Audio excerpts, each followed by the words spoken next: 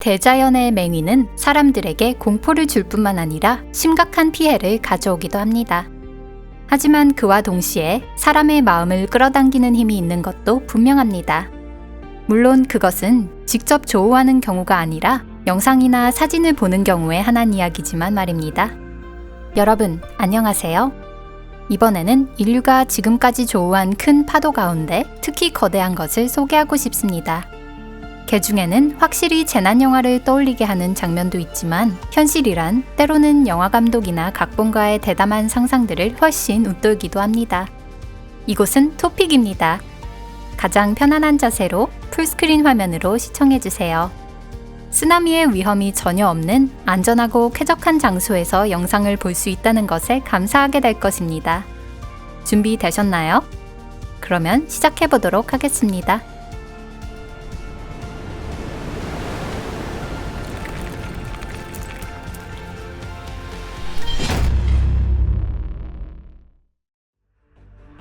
운젠 지진과 쓰나미, 일본. 쓰나미라는 말은 말 그대로 항구를 덮치는 파도를 뜻하며 일본에서 쓰는 단어가 그대로 다른 나라에서도 쓰이게 되었습니다.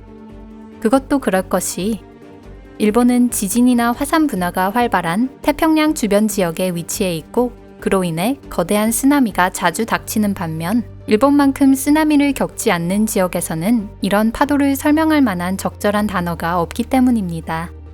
일본인들에게 있어서는 지진도 그 지진이 일어나는 순간 발생하는 쓰나미도 어제 오늘의 일은 아닐 것입니다. 다만 역사에 이름을 남기고 전 세계에 알려진 한 가지 사례는 존재합니다. 그것은 1792년 5월 21일에 일어난 규슈 운젠산의 분화로 의한 쓰나미입니다. 자세한 내용은 알 수 없지만 기록에 따르면 분화가 일어나기 전에 여러 차례 큰 지진이 일어났으며 바다에 무너져 내린 산의 일부가 약 20m가 넘는 쓰나미를 일으켰다고 합니다. 심지어 곳에 따라서는 파도의 높이가 갑절인 57m나 되었습니다. 현대에서조차 막대한 피해를 초래하는 쓰나미. 하물며 18세기라면 더욱 그랬을 것입니다. 1883년 크라카타우 분화로 인한 쓰나미, 인도네시아. 인류 역사상 최대급 분화로 알려진 1883년 크라카타우 화산 대폭발. 이때 발생한 폭발로 인해 수개월에 걸쳐 전 세계에서 피처럼 붉은 아침 노을과 노을이 관측되었으며 기온 저하 현상까지 발생했다고 합니다. 8월 27일 폭발은 최고조에 달했으며 그 악명 높은 소련 폭탄 차르본바의 3-4배에 버금가는 대폭발이 서너 차례 반복됐습니다. 현지 시간 오전 10시 2분에 일어난 세 번째 폭발의 굉음은 호주와 남아프리카에서도 들렸습니다.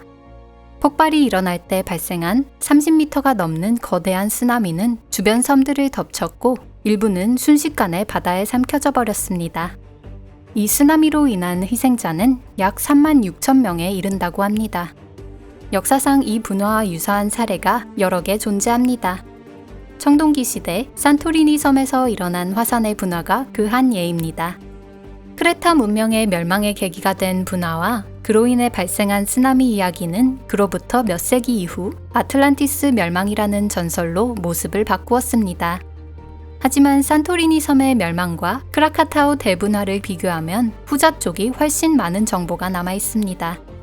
우리가 이번 영상에서 크라카타우를 다룬 이유도 바로 여기에 있습니다. 덧붙여서 이런 흥미로운 사실도 있습니다. 1874년 주일 베른이라는 유명한 소설가가 신비의 섬이라는 소설을 발표하게 됩니다. 작품 안에는 표지에 나온 섬이 화산 폭발로 바다 깊숙이 가라앉는다는 묘사가 있는데 그 모습이 9년 후에 일어난 크라카타우 폭발과 흡사합니다. 작가의 예언이 적중한 일례로 다른 랭킹에 추가를 해야 할지도 모르겠습니다. 1952년 세베로쿠리스크 쓰나미. 1952년 11월 5일 새벽 캄차카 반도에서 쿠리제도 북부에 걸쳐 해저를 진원으로 한 대규모 지진이 발생했습니다. 이 지진이 일으킨 쓰나미는 35에서 40분 뒤 연안을 덮쳤고 파라무시르 섬에서는 최대 18.5m에 이르는 쓰나미가 관측됐습니다. 가장 피해가 컸던 세베로쿠리스크에서는 1200명 이상, 즉 주민 5명 중 1명이 피해를 입었으며 구원 활동에 군인뿐만 아니라 민간인까지 소집되는 사태가 벌어졌습니다. 이 비극을 계기로 국가는 수중 진동과 해일을 관측하는 집중 시스템을 구축하기 위해 애썼다고 합니다. 구호 활동에 소집된 군인 중에는 나중에 SF 작가가 되는 아르카디 스트루가츠키도 있었습니다.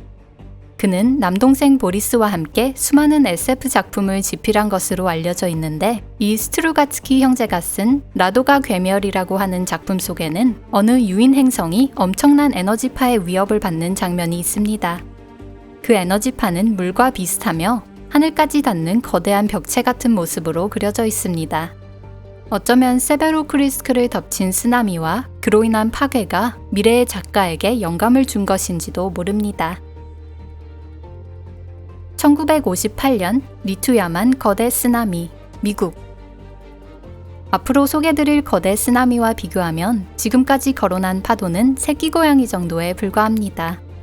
1958년 7월 9일 알래스카의 북동쪽에 위치한 리투야만 사면에서 산사태가 대규모로 발생했습니다. 무려 3천만 세제곱미터에 이르는 토사와 얼음덩어리가 물속으로 무너져 내리면서 516m 높이의 파도가 일었던 것입니다. 이것은 운젠산의 분화로 생긴 쓰나미의 10배에 해당하는 높이입니다. 리투야만에서는 과거에도 여러 차례 거대한 쓰나미가 일어난 적이 있습니다. 인구가 희박한 지대라 우연한 목격 증언이나 지질학자가 조사한 데이터에 의존할 수밖에 없는데 이런 정보에 따르면 지난 한 세기 반 동안 50m가 넘는 파도가 적어도 3번은 일어났다고 합니다. 비록 추측이긴 하지만 500m는 리투야만 기준으로 생각하더라도 엄청난 규모라고 할 수 있습니다. 공식 정보에 따르면 이 쓰나미와 만난 사람은 5명이라고 합니다. 피해자가 소수에 그친 것이 그나마 다행인 것 같습니다. 거대 쓰나미로 인해 나무들이 쓰러지고 삼켜지며 많은 동물들의 생명을 앗아갔습니다. 또한 이 재해의 영향을 받은 근처의 유일한 취락, 야쿠탓에서도 역시 생활 기반의 손실이 발생했다고 합니다. 6,500만 년 전의 운석 낙하와 필적하는 사상 최강 클래스의 거대 쓰나미. 직격한 것이 후미진 곳이었다는 사실이 그나마 불행 중 다행입니다. 만약 이 쓰나미가 일본이나 중국, 캘리포니아나 러시아 극동 지역을 강타했다면 상상만 해도 끔찍한 일입니다. 2016년 거대 파도, 북해.